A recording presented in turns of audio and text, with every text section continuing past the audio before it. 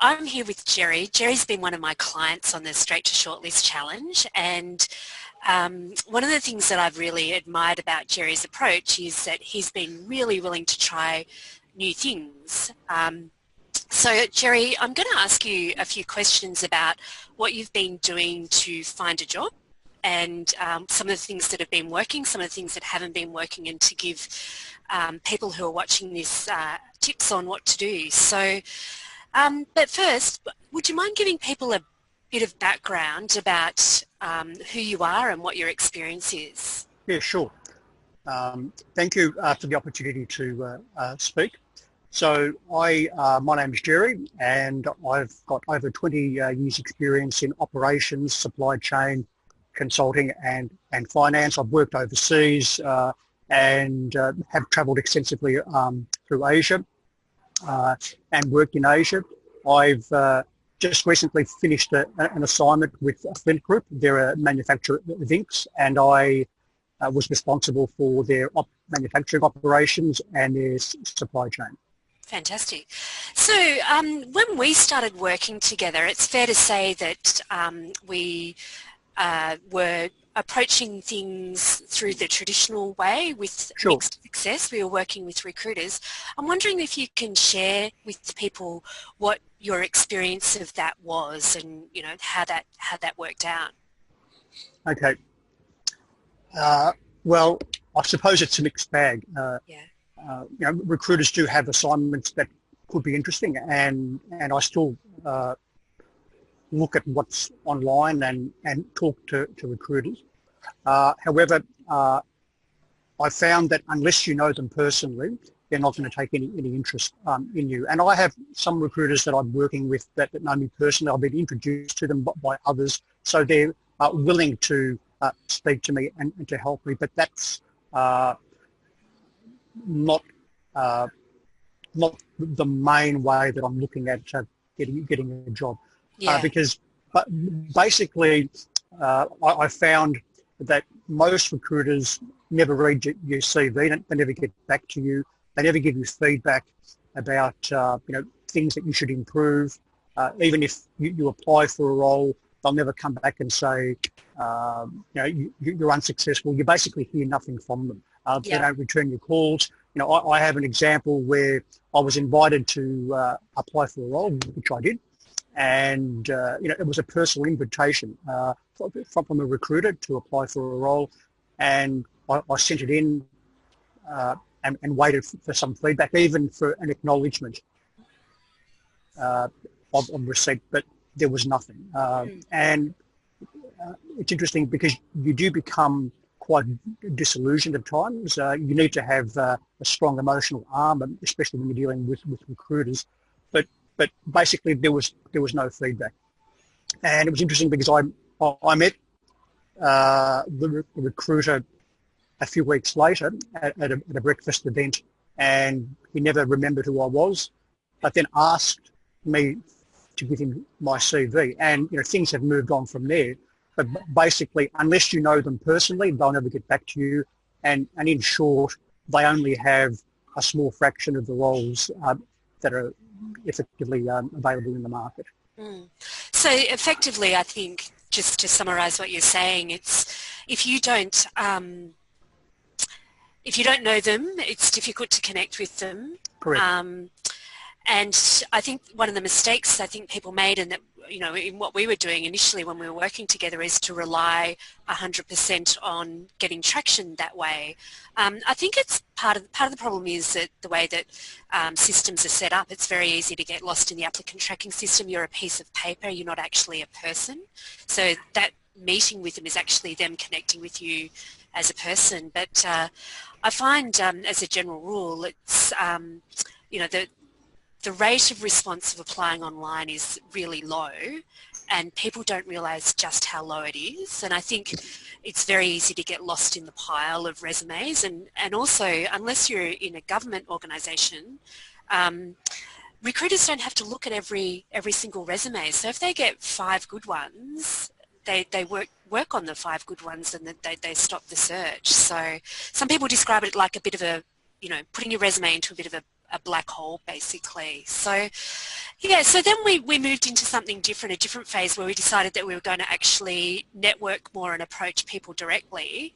Sure. Do you want to tell people about some of the things that you've been doing as part of that? Okay. Initially, I used my own personal network, people that I've worked with in the past, and connected with them, explained to them that I was in the market and looking for different opportunities, and it was good to do that because they gave me options to look at other opportunities, but then they also gave me other contacts that I could meet with. I also looked at things like LinkedIn and looked at organisations that I thought that I had an affinity with, and organisations that I wanted to work with, and tried to I tried to determine who would be the best people to talk to, and I contacted them directly. I connected with them on LinkedIn, and then I sent them messages, and I found that emails were a lot better. So in a couple of weeks, I had about 6 meetings, and then from there I got another 4 or 5 connections. So in total, I've got about 80 connections, and I've met with about 40 of them. Wow, so about a 50% strike rate with that kind of reaching Correct. out to people. So a lot of those people you didn't actually know, but you picked people we picked people where you had a logical affinity with their experience or the company, or different things different changes that they'd made in their career. Is that was the general criteria for reaching out for?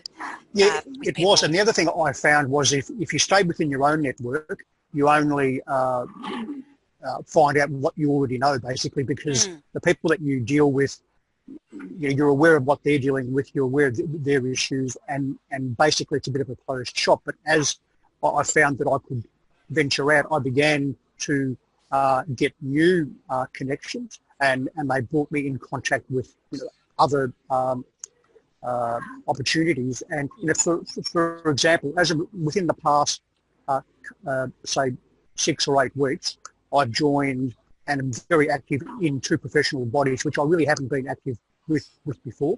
And I've been invited to speak at a breakfast event. I've been, my profile has been, even this morning, I saw online that my profile was on their newsletter, so that gives me more. A bigger profile and more opportunities to connect with other people. And in actual fact, just now I had an email where the breakfast event that I'm speaking to in a couple of weeks, I offered to help coordinate that event with 2 other speakers, and that was something that I thought that I could do, so that's happening next week. But those 2 people that I'm going to be coordinating with, they're in quite influential roles.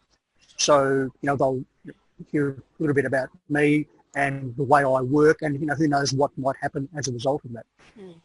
I like that approach because it actually it does a few different things. It brings people to you, so they've got a reason to they've got a reason to meet with you. That's the forum that you're speaking at. That Sure. Your professional brand becomes associated with the brand of the professional association. Correct. But you also become associated with the people that you are speaking with on the panel. So you've got other reasons to connect and build the relationship apart from reaching out cold to people. So it really does lift and raise your profile. And I think also the fact that you've been a coordinator of those events gives you another reason to reach out and connect with people. Correct. So yeah, it operates on that level of, I think with the process of informational interviewing, it is about, or networking in general, it is about building the relationship first, and then what comes of that is inevitably, well, what do you do and what are you looking for, and that type of question. So I agree.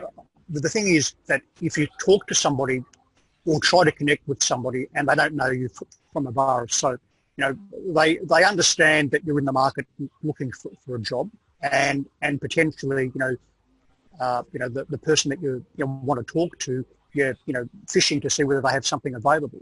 Yeah. And as a result of that, they may see that as they probably won't want to speak to you because they haven't got the time, they haven't got a job, they don't want to give you a false promise, and they can feel that you're wasting their time. But if you're affiliated to an organisation and you're there to help them, and they understand your background, well, they'll be willing to speak to you. And the truth is, I was somewhat skeptical at first, but all of a sudden, within even the last couple of days, things have opened up quite significantly.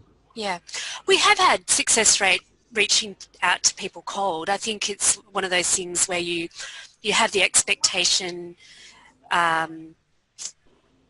I don't know what I'm trying to say. I might cut that bit out. I mean, just to sort of add to that, I found out that probably about 20 to 30% response rate if you reach out cold, and typically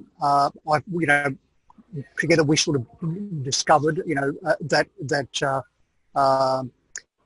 going via LinkedIn is probably not as good as going via email, because we firstly I went through LinkedIn and then through an email, and that was more responsive, but it was a low response rate. The only time that you would get a hit at 100% would be if you were connected to somebody else and you said, look, I've been asked by this person to speak to you, this is what I want to talk to you about, you were highly recommended, blah, blah, blah. And then, 100% of times, that has worked. Yeah.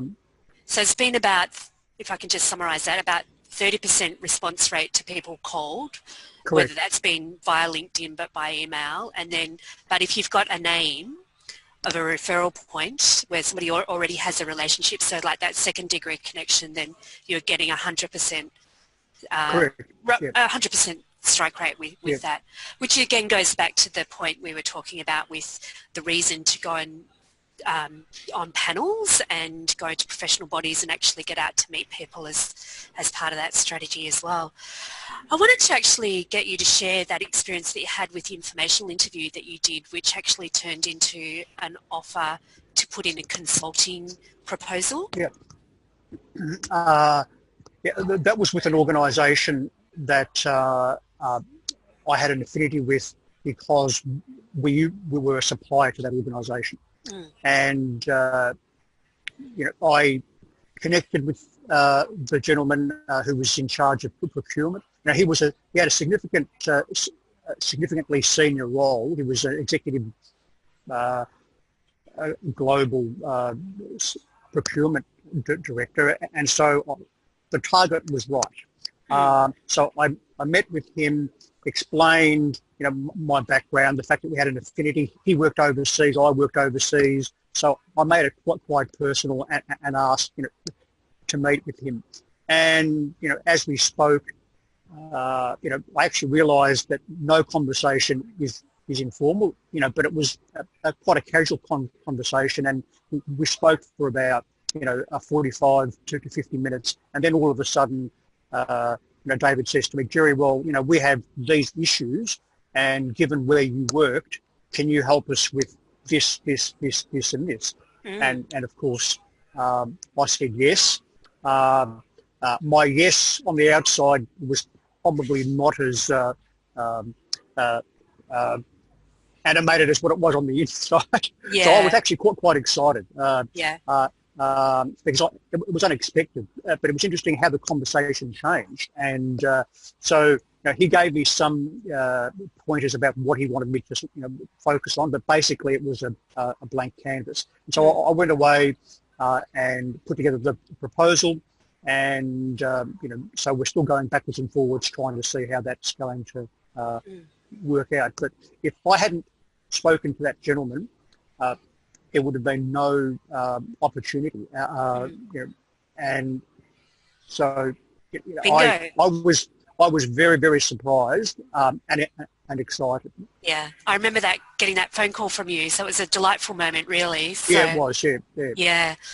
So with those informational interviews, what tips would you give people? Because they aren't a job interview, they can turn into one.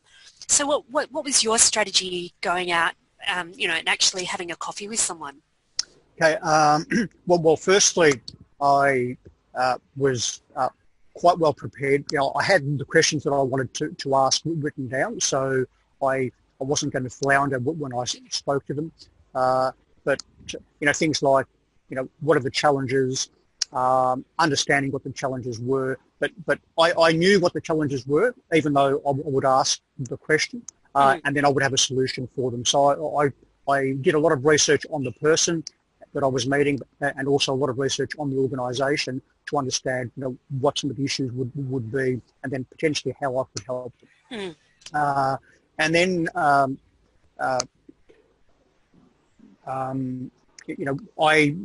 was very conscious of the fact that it wasn't a job interview, so I never asked for a role.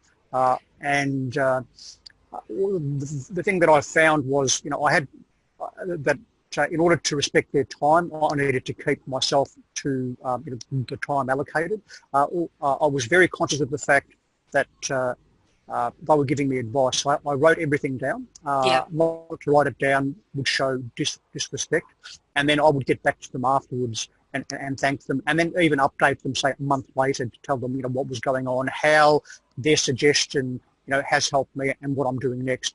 And the major objective that I wanted to get out of one of those interviews was that I would get another connection. So I would always go there with the view that my prime objective is to understand more about the industry, the opportunities, and then to get another connection. Yeah.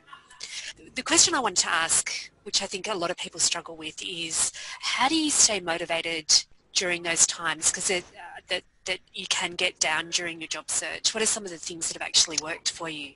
Okay, that's a very good question, because typically I've been my spirits have been pretty good. However, there were times when I was quite flat. And not depressed, but certainly had was somewhat disillusioned with who I was and the way things were going. I would get angry at the fact that I wasn't getting any feedback. But, the things that I am doing, not to dwell too much on that, because I'm human and I'm going to get upset at times or frustrated. But the things that I would focus on is, first of all, I would reflect on what I've done, reread my CV. And it's interesting, you think you know what's in your CV, but if you've had a long career, often you forget certain things and you think, wow, I did this and I did that. I forgot about that. And so it actually helps to, reflect on your achievements. That's very important. And you need to get out and talk to people. If you are waiting on a recruiter to get back to you, or if you're waiting, to apply for a role online, whatever it may be, you're going to get disillusioned. But if you're out talking to people, connecting with your professional bodies, offering to help, volunteering your time to a professional body, or even to a business, if you know that they need some of your skills, that keeps me motivated. For instance, I've offered my services to a school that I was dealing with several years ago. Actually, I had a consulting contract with them for quite a while, and I rang them a few weeks ago and I said, I'm available. If you've got anything that you want me to sort of help out with, push forward, just let me know. And it was basically at no charge. And they said that they had a project that they wanted me to work on, which I am working on now. And it's exciting because I'm active. I'm actually helping the community and using my skills, in the meantime. And but yeah, you need to get out there. You need to speak to contacts and see, what the opportunities are when you speak to them. And I also believe that it's important to stay healthy, and exercise. Yeah, I think people underestimate that. I just wanted to pick up on a couple of things that were really important that you mentioned about the volunteering. I think it's because it helps confidence because you're welcomed in that environment. Correct. As well. And it's just bringing, reusing that part of your brain that's you stopped using in the same way, while you haven't been working. And it does also connect you up with people that are, again, building that relationship that then help with your job search as well. And, inevitably, if you've been not working for a few months, the question comes up with what are you actually doing? And I say to people, treat that experience like a professional consulting experience on your resume. And I also see that process as well because, when you're at a senior level, you treat your job search like you're a consultant. And if you're a consultant, you do end up doing, putting in proposals and doing some problem solving and brainstorming and solution suggesting for free. So I look at that kind of stuff as part of that consulting type approach, which opens up opportunities for you. So that's correct. And even, for instance, as you know, I've developed some proposals to save some organisations, a significant amount of money, and we're still trying to work through that. But at this stage, one organisation that I worked with early in the year, not much has come out of that. However, I still have the work that I've done, and I can use that as a case study and explain my approach. So it's important. But and just to go back, I mentioned it earlier, but I just wanted to reiterate how important it is to speak to people and offer your professional assistance. So in a couple of weeks, I have a workshop or an event that I'm speaking at, and there's two other people.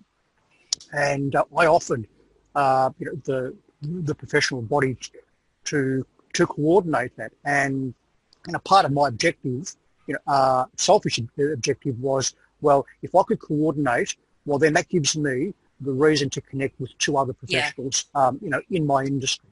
I'm doing it to help the institution that I'm working with, but I'm also doing it to help myself as well. Would they speak to me? Would they connect with me if it wasn't for me reaching out to help that professional body? I'd say the probability would be no.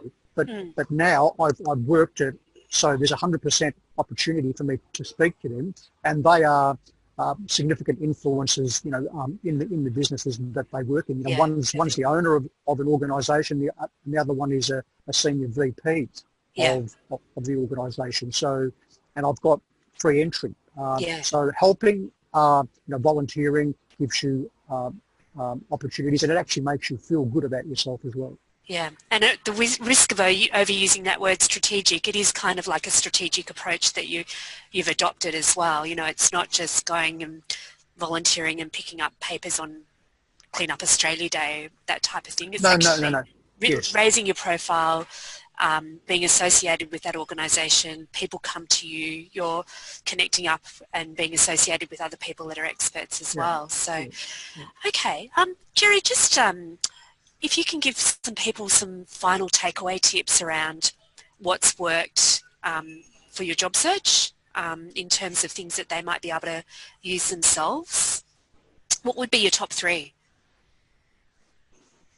My top three would be very well organised, and you need to be consistent.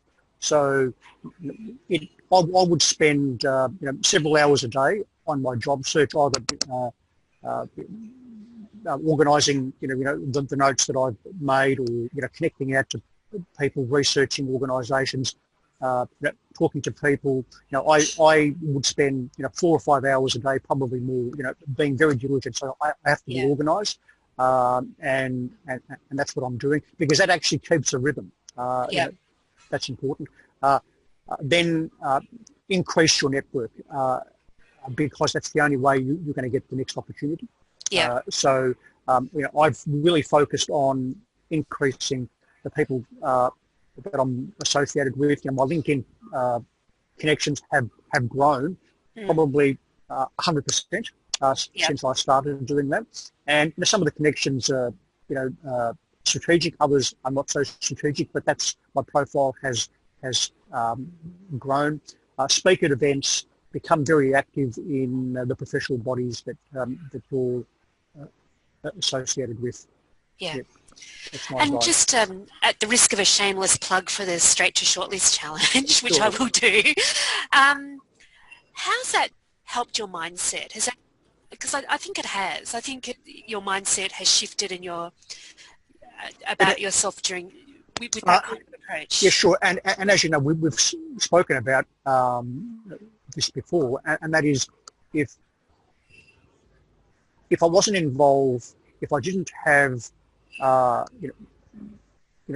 straight to shortlist approach, I'd be using the traditional way, going to recruiters, trying to extract hen's teeth from the recruiters, and that's not going to give any dividends. And I think I would be depressed. I would probably, I would. I know that for certain. I'd probably be depressed. And so, because the thing is that if you're relying on the traditional approach, then you're not in control. Yeah. And if you're networking, you take the control. Now, it's interesting that everybody knows it's good to network, and people will say, "Oh, I guess it's good that you're networking," and etc. But what I found with the program and with working with you, it's not it's actually doing it, having a systematic approach to doing it, understanding how to do it, and so it becomes not so much think the thought. Yes, I've got a network. Talk the talk. Yes, I've got a network. But you're actually walking the walk. You're doing it. I've got a systematic approach to network and to use the tools that that we worked on together. And if I didn't use that program, I would not be where I am today. For certain, I could say with 100% certainty that I would not be involved in any professional institution like I am now. I wouldn't be volunteering my time to any professional institution, and certainly probably not volunteering my time to an organisation that would use services like mine. So I'd be potentially at home, getting miserable and trying to work out why nothing is working, and getting very, very angry. Yeah. Well, look, thank you so much for sharing your experience. I really appreciate it. I know people that are watching this will get a lot of value out of what we've been talking about, and I'm confident something good's going to come out of this for you, because the way that you've approached things has been with a lot of resilience and a lot more a lot of courage, and a lot of things I don't think that you give yourself credit for. So, yeah. All right. Well, thanks so much, and we'll look forward to the next chapter. Thank you. Thanks, Jerry.